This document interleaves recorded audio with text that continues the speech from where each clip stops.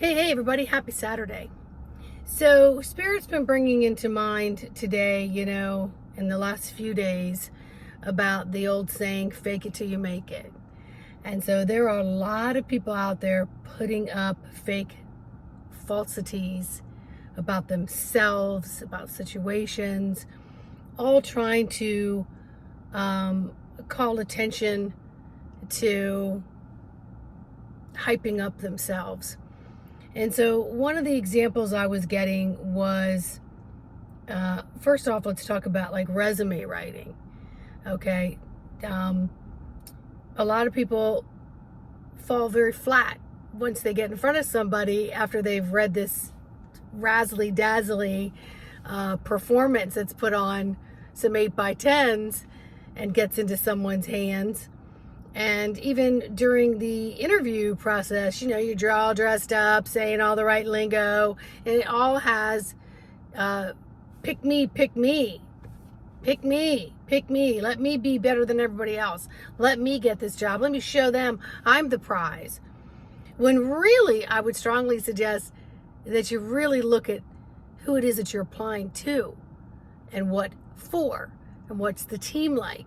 What's the energetic atmosphere like? What's the expectation like? Can you actually see yourself really fitting in with this group, being able to do a job that you're going to like every day? And you're going to be able to do a job where you have a little bit of freedom to express, right? Are you going to be able to do the job where you can fall into their merits of what they consider a good employee, but do you want to be that good employee, right? So a lot of people are all about the title. They're all about the words. They're all about the everything else. And lots of times just fall short.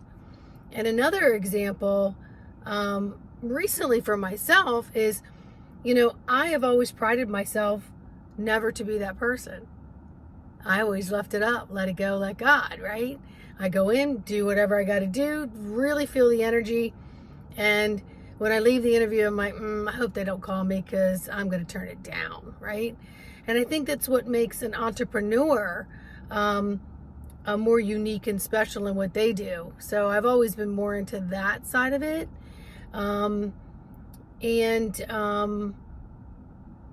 Even when I would work with hiring people, I didn't want to look at the resumes. I turned it upside down. And I would get to know them in conversations with them. And later, I'd look at the resume after I met different people that I would say, okay, here's the top 5 of people that I like. I've learned a little bit about them. I've shown them what the JOB is all about. They're talking it with me, and I can really see through who's got some authentic, I want to be here, or I don't want to be here, or I'm just throwing a lot of beautiful shade upon myself, so I look all prizey, and you're going to pick me, but I'm probably not the best person. So then another example was coming up as these dating sites. I don't like the dating sites, although I'm single and everyone's like, you gotta put yourself out there. It's the only way to do it. And I'm like, okay, I'm not doing it. And so about 3 years ago when COVID hit, I had a couple people tell me, you gotta do it.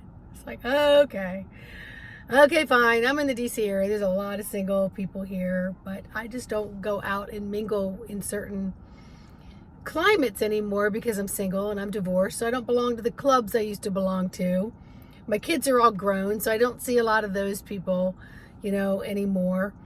And so it's a whole different atmosphere out there. And nor do I like to put on a false impression of myself and go out there and have the girls all up and out so I can get enough stares at me, because that feeds something in my emotional body. Oh, they're looking at me. They like me. They want me. That's just not me, right? So I have a difficult time. So when I did this dating site thing, I just put a little paragraph or two just off the top of my head. I like this, I enjoy that. I put 2 pictures, one full body that was from a couple years ago, and one facial body that was from that day. I looked the same, so it didn't really matter. And let me tell you, the disappointment Because when I looked through the dating site, first off, women go out there and put on multiple outfits with multiple pictures, with multiple, let me pose 1,000 times before you get the picture. And then with dogs and just so many ridiculousness, and then all these things about it. And again, it's pick me, look how many hits I get, pick me, right? And the guys will be in their car shooting a picture with a couple doubles there, or they're in the bathroom with a wife beater shirt. Dude, don't you have any friends that can take some pictures? Then I'm on the site, right? And so I don't even want to get into the story because I will just cry in tears, but something's saying I should. So I get on the site, I'm on there, and somebody asked me, oh, is anyone talking to you? And I said, yeah, a couple people said, hi, how are you? Well, you need to respond back. And I'm like, what? Why do I need to respond back? It's not somebody I'm at all interested in. And it's like, but you have to learn how to have the dialogue. I said, oh, I know how to get along with people because I stay the me, myself, and I. Pretty grounded, you know?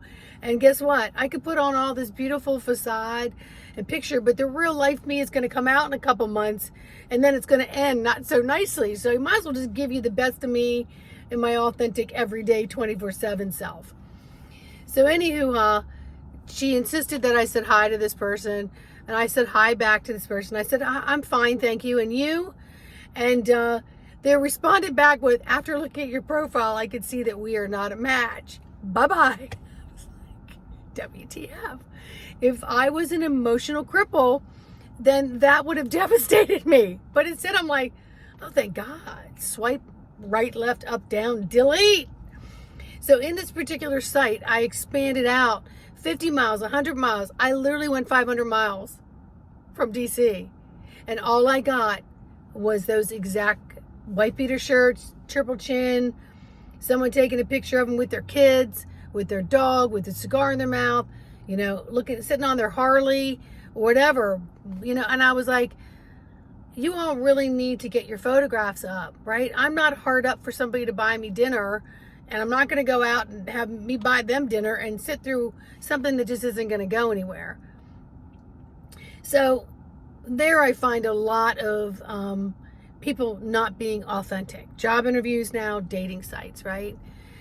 And recently, I get all my jobs by referrals. People get word of mouth. They're like, oh man, we got to get Sandy. I would love to have Sandy part of our team. So I got referred to a medical practice, and they don't know me. So they asked for my resume, and I said, look, I don't do resumes, but I'll put a little something together.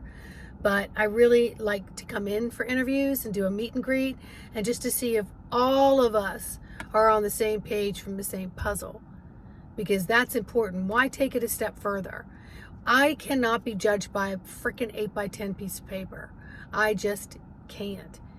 But anyway, I think we're moving more into this authentic thing. That's what people are talking about. But now what I'm finding is on these videos, I'm like, I'm of the older generation. And let me tell you, I'm wise as shit. Because I am so grounded and I live everything authentically to the reality of life. And my humor is in that way too.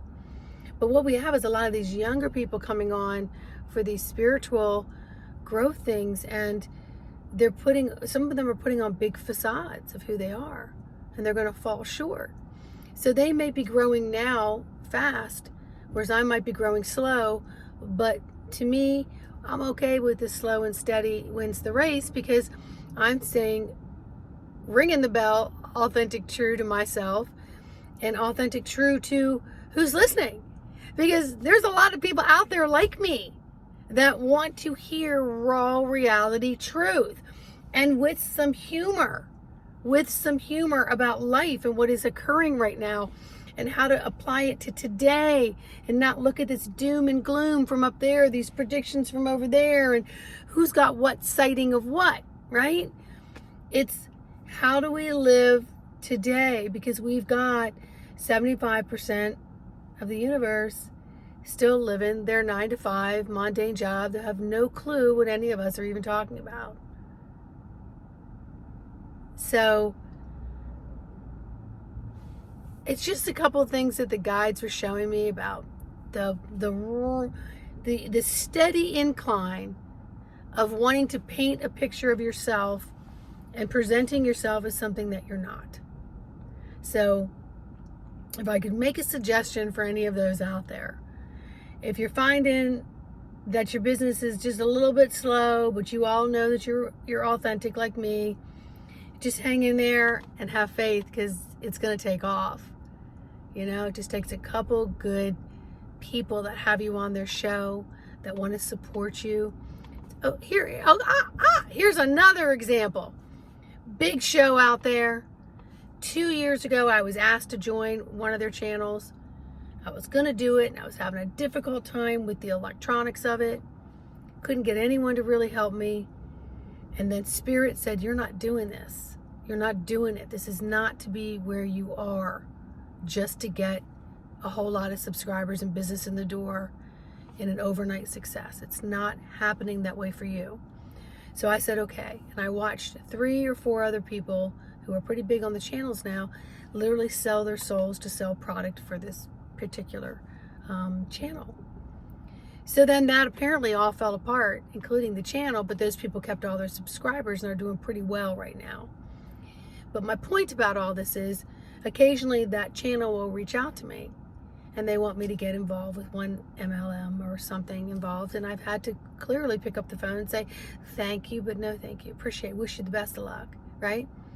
So then I realized that on one of these channels, I was paying like a $3, maybe Rumble or something that I put in maybe 2 years ago so I could hear some of the shows. And I realized that it was still going on. And I also remembered conversations of these people saying, and we're going to have you on our show. We're going to help promote you so that you'll be good on this other channel. And I'm like, okay. So I wrote in and said, please remove my $3.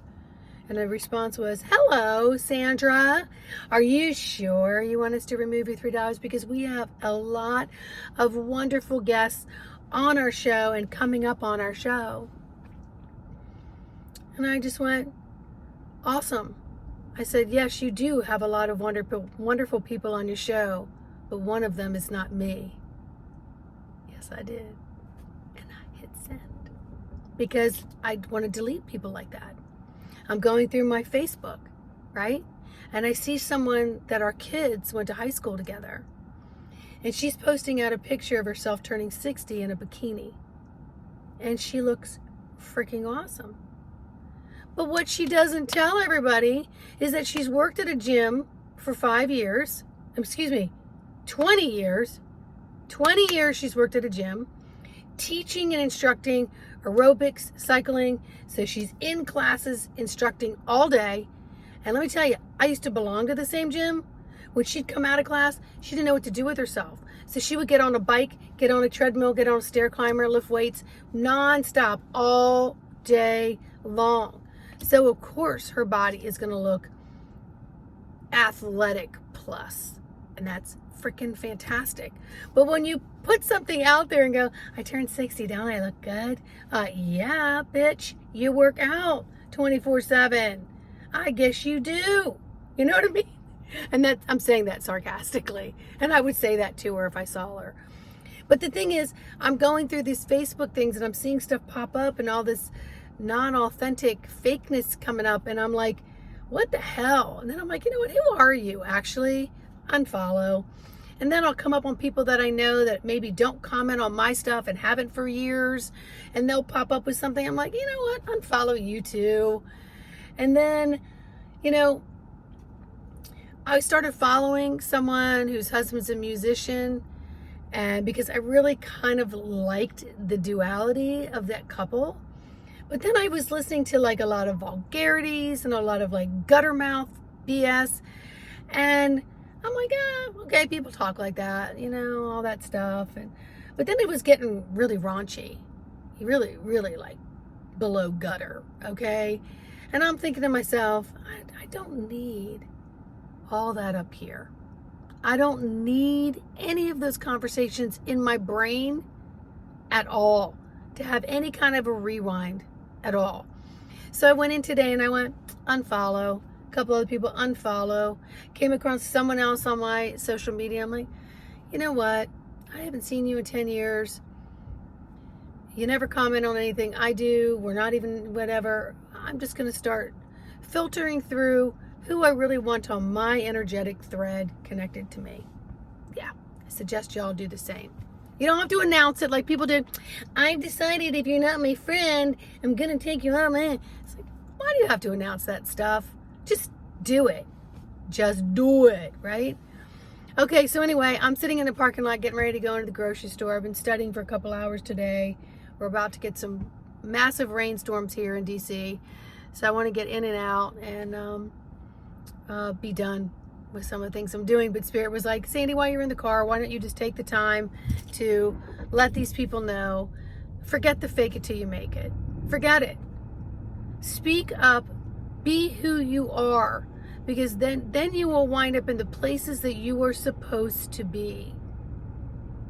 Because when you candy coat, sugar coat, and pour it on thick, brothers and sisters, you might get picked for a job or picked for a date or picked for something that really wasn't meant for you, because you put out here a false perception of yourself that you thought those people out there would like. But I'm going to tell you, that wall, that false wall comes down and the reality comes in. So save yourself the headache, the heartache, and the BS, and just live in the real reality now. Okay? Because then people become in like of you. And when they become in like of you, then they learn to love you. So I would rather someone be in like of me and then love me than fall in love with me and then go, I don't think so. Anyway, so much love and light. Own that freaking column of love and light. Own it, because it's what you are. And it's the one thing you've got control over. If I can be of any assistance on this journey, embodimentofthesoul.com. In the meantime, please, right now, like, subscribe, and share. Leave me a comment.